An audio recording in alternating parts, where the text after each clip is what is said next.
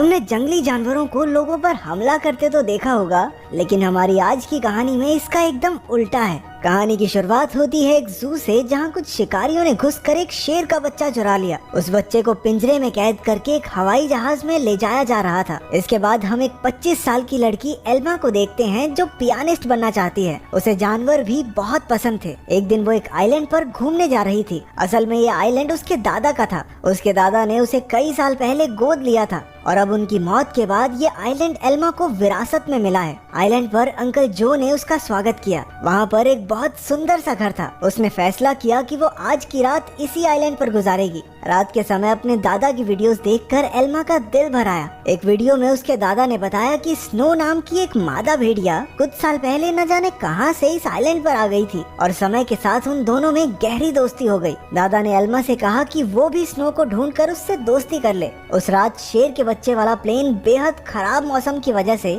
उसी आइलैंड पर क्रैश हो गया। क्रैश की आवाज सुनकर एल्मा डर गई और उसने बाहर जाकर देखा, लेकिन वो आइलैंड बहुत बड़ा था तो उसे कुछ नहीं मिला। अगली सुबह चार्ल्स और एली नाम के दो नौजवान वहां आए। उन्होंने स्नो को कैद करने के लिए जाल बिछा दिया। असल में वो भेड़ियों के पार्क के मालिक थे और उसके लिए स्नो को पकड़कर ले जाना चाहते थे। कुछ देर बाद स्नो जाल में फंस गई, लेकिन अपनी सूझबूझ से चार्ल्स और एली के आने से पहले ही वो जाल काटकर भाग निकली। फिर वो तैरकर आइलैंड की दूसरी ओर जा पहुंची, जहां उसकी मुलाकात एल्मा से हुई। पहले तो एल्मा घबरा रही थी, लेकिन फिर उसने अपने दादा की बात याद की और स्नो को पुचकारने लगी। कुछ देर बाद एल्मा प्लेन क्रैश की जगह पर पहुंची। खुशकिस्मती से शेर के बच्चे को कोई चोट नहीं पहुंची थी। वो एक पक्षी के घोंसले में गिर गया था, लेकिन पक्षी ने उसे नीचे धक्का दे दिया और इसके बाद वो सीधा जाकर एल्मा की गोद में गिरा। एल्मा भी उसे अपने साथ घर ले आई। उसी वक्त स्नो भी अपने छोटे बच्चे के साथ घर में आ गई। घर में 3 प्यारे जानवर देखकर एल्मा बहुत खुश थी। उसने तुरंत अंकल जो को बुलाया,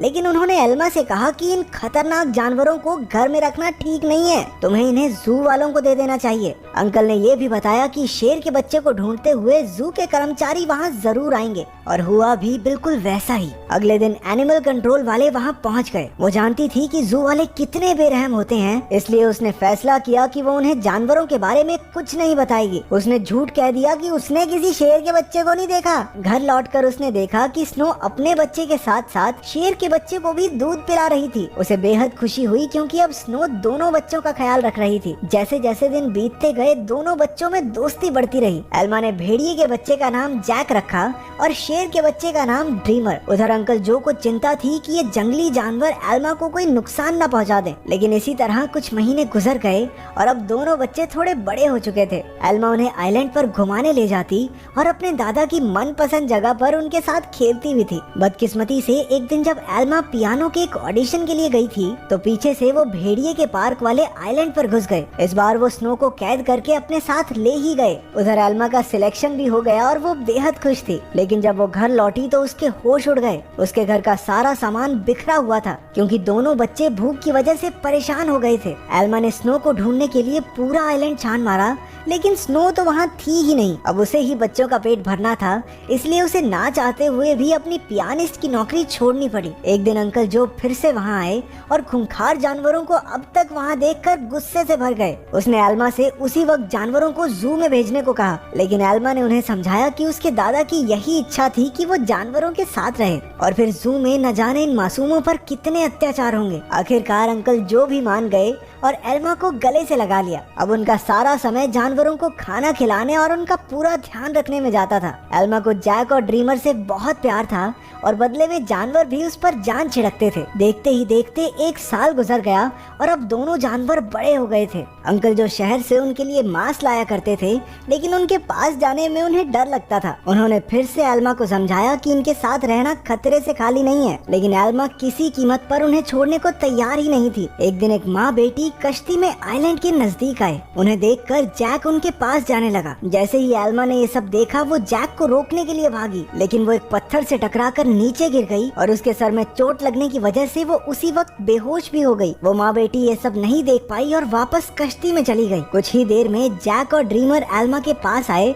और उसे उठाने की बहुत सी कोशिशें की, लेकिन कोई फायदा नहीं हुआ। वो कई घंटों तक जोर जोर से आवाजें लगाकर मदद के लिए पुकारते रहे, लेकिन कोई नहीं आया। जल्द ही रात हो गई और दोनों जानवर एल्मा से सटकर बैठ गए। उन्होंने पूरी रात जागकर एल्मा को गर्माहट दी। अगली सुबह अंकल जो ने एल्मा को कई बार कॉल की, लेकिन कोई जवाब न मिलने पर वो समझ गए कि कुछ तो गड़बड़ जरूर है। वो तुरंत आइलैंड पर पहुंचे। उन्हें लगा कि जरूर इन जंगली जानवरों ने एल्मा पर हमला कर दिया होगा, इसलिए उन्होंने एनिमल कंट्रोल वालों को कॉल कर दिया। लेकिन जब उन्हें एल्मा बेहोश मिली और जानवरों को उसकी रक्षा करते देखा तो उन्हें अपनी इस हरकत पर बहुत पछतावा हुआ। इसके बाद जब एल्मा को हॉस्पिटल ले जाया गया तो डॉक्टर ने उन्हें बताया कि अगर जैक और ड्रीमर ने उसे गर्माहट न दी होती तो शायद वो आज जिंदा न होती। उधर एनिमल कंट्रोल वालों ने जैक को पकड़कर इलाई और चार्ल्स को सौंप दिया। उन्हें एहसास हो गया कि जैक तो स्नो का ही बच्चा है। वहीं ड्रीमर को एलन नाम के एक आदमी को बेच दिया गया जो एक जू चलाता था। एलन बहुत बेरहम आदमी था जो अक्सर अपने जानवरों को पीटा करता था, लेकिन अपने बाप से बिल्कुल उल्टा उसका बेटा रैफा बहुत नरम दिल का था। जल्द ही उसकी दोस्ती ड्रीमर से हो गई, लेकिन कुछ ही दिनों में बेचारे ड्रीमर को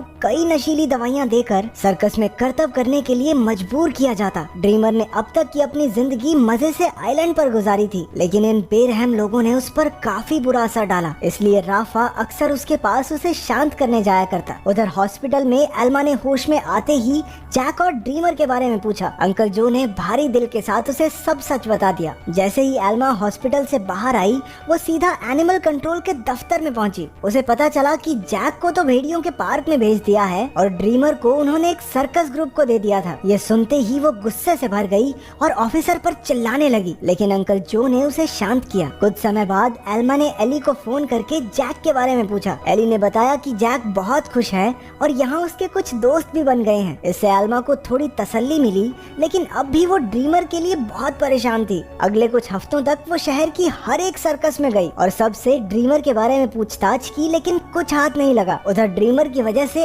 एलन की मोटी कमाई होने लगी थी। ड्रीमर जल्द ही स्टार लॉयन के नाम से मशहूर हो गया। एक दिन ड्रीमर का सर्कस ग्रुप भेड़ियों के पार्क के पास से गुजर रहा था और जैक ने तुरंत अपने बचपन के दोस्त को पहचान लिया। जैक अपनी सूझबूझ से पिंजरे से बाहर निकल गया। एली ने जब ये देखा तो वो समझ गया कि जैक बेहद समझदार है और वो जरूर कुछ ना कुछ ढूंढ रहा है। जल्द ही जैक उस तक पहुंच गया जिसे वो ढूंढ रहा था। उसने बड़ी चालाकी से ड्रीमर को भी पिंजरे से छुड़ा लिया। इतने महीनों के बाद एक दूसरे से मिलने पर दोनों जमकर खेले। जब एलन को ड्रीमर के भागने का पता चला तो उसने गुस्से में बेहोश करने वाली बंदूक निकाल ली। उसके बेटे रैफा ने उसे रोकने की बहुत कोशिश की, लेकिन लालची एलन ने उसकी एक न सुनी। हार कर रैफा भी ड्रीमर को ढूंढने एलन के साथ चल पड़ा। एलन ने एली को भी ड्रीमर के बारे में बताया। अब वो समझ गए थे कि जैक और ड्रीमर दोनों साथ ही हैं। इसी वजह से पूरे शहर में हाई अलर्ट जारी कर दिया गया। उस शाम एली ने एल्मा को सब कुछ बताया और कहा कि एनिमल कंट्रोल वाले दोनों जानवरों के पीछे पड़े हैं। ये सुनकर एल्मा घबरा गई,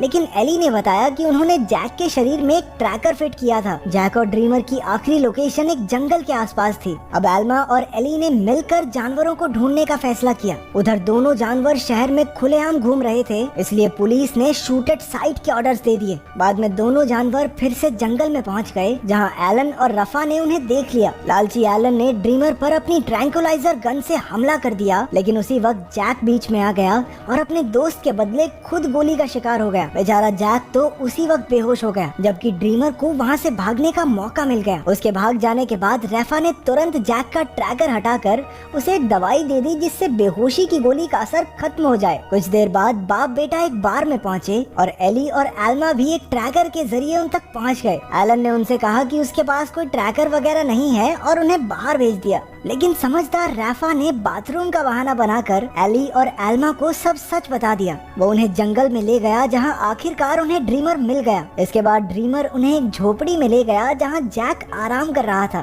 खुशकिस्मती से उसे सही टाइम पर होश आ गया था, लेकिन तभी उन्हें पुलिस के आने का शक हुआ तो एल्मा ने दोनों जानवरों को खुफिया रास्ते से भगा दिया। अब आइलैंड तक पहुंचने के लिए उन्हें सिर्फ एक नदी पार करनी थी। पुलिस से बचने का एक यही रास्ता था, लेकिन वहाँ कोई कश्ती नहीं थी, इसलिए सबको तैर कर ही जाना होगा। जैक तो उसी वक्त फुर्ती से नदी में तैरने लगा, लेकिन ड्रीमर पानी से डरता था। एल्मा ने उसे हिम्मत देने की बहुत कोशिश की, लेकिन ड्रीमर वापस जंगल की ओर मुड़ गया। जैसे ही जैक और एल्मा तैर रहे थे, उन्हें बंदूक चलने की आवाज सुनाई दी। इसका मतलब ये था कि ड्रीमर अब इस दुनिया में नहीं रहा। आइलैंड पर पहुंचकर एल्मा फूट फूट कर रोने लगी, लेकिन ड्रीमर अचानक उसके सामने आ गया। असल में वो जंगल में पुलिस वालों को भटकाने के लिए गया था। उसे जिंदा देखकर सभी खुशी से झूम उठे। आखिर एल्मा ने जैक और ड्रीमर के लौटने की खुशी में पार्टी में पियानो बजाया। अब उनका परिवार पूरा हो गया था। अंत में एल्मा ने सबको अपने प्यारे जानवरों की कहानी बताई, जिससे सभी लोगों के दिल भर आए और वो तीनों खुशी खुशी फिर से एक साथ रहने लगे।